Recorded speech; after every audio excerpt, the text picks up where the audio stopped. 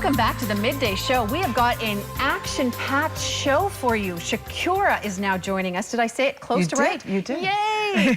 You are an international artist, and we are so excited to be welcoming you to the Kamloops area. So first off, welcome to the show. Thank you very much. Thank you. So tell us a little bit about yourself. You have had a very interesting history. Well, I was born in a tent by a river. No, sorry. Okay, that's a different story. We're going to go with her story now.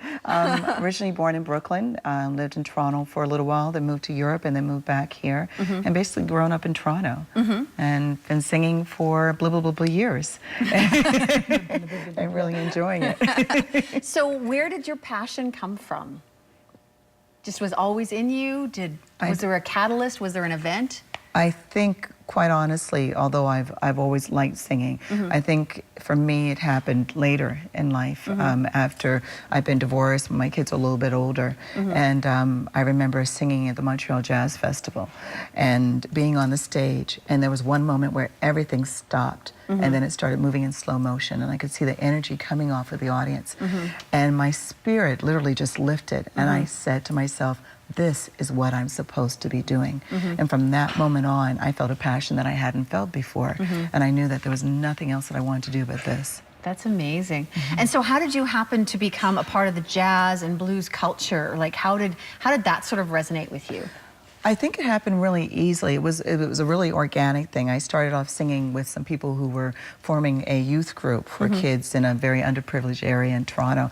And I fell into it. Deborah Cox was in it, Dean Bernard, who's a director in Toronto, Crease Summers, who works out of LA doing voices. A lot of us were in this group. Like it's a who's who. It so really interesting, was. yeah. And we were all young and just like singing. And the music that they gave us was Motown, it was jazz, it was soul. That's the music that we were singing. And then I started hanging out at jazz jams because that was the only place where you could practice. So Joe Seeley, who's an amazing jazz pianist, Archie Aileen, one of the best jazz drummers in the world, Jackie Richardson, you know, all these really great people, Salome Bay, and they mentored me.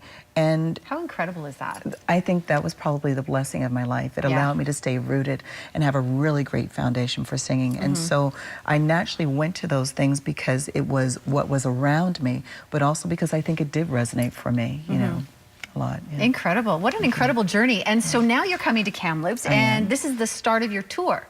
Well, I'm actually here just for this specific symphony because for me, this was like I can't even talk about it. It's such a huge dream coming true doing this here. Yeah. So you're going to be playing with the Kamloop Symphony. I am. This is fantastic. Yes, it is. Is it a little bit intimidating? A little bit. To know that you are the focal instrument. Let's not talk about it. Let's talk about shoes. Okay, let's talk about shoes. No, it must be intimidating. It's incredibly intimidating. I think the first time I did this show, I did it in Wheeling, West Virginia, and as the symphony moved on for the rehearsal, I found myself walking closer and closer to the exit of the stage until I was in the audience watching them file in with my mother, and I said, I can't do this.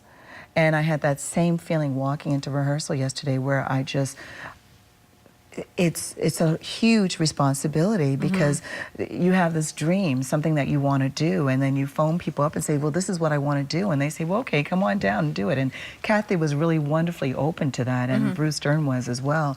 So you get up there and you say, okay, I can do this, and you walk into the rehearsal and there's 50 people looking back at you going, okay, do it.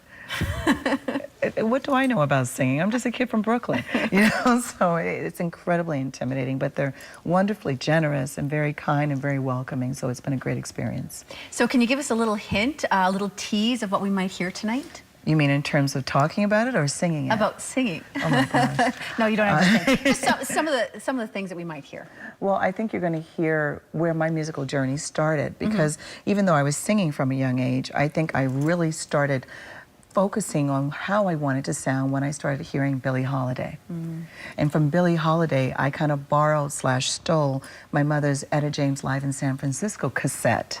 So that's a little hint on how old I might be. And I started listening to Etta and how she expressed herself. And so that was the next thing that I wanted. And then I started listening to Nina Simone. And so all of those three women made me, the fourth woman, be who I am today. It sounds absolutely amazing. 2 shows. Yes. Tonight tonight and tomorrow night. You've got to grab your tickets, be a part of it. Thank you so much for being here. Thank you for allowing me to be here. Can hardly wait to see you on the stage. It's going to be fantastic. Thank you so much. We're going to be back in just a moment here on the Midday Show.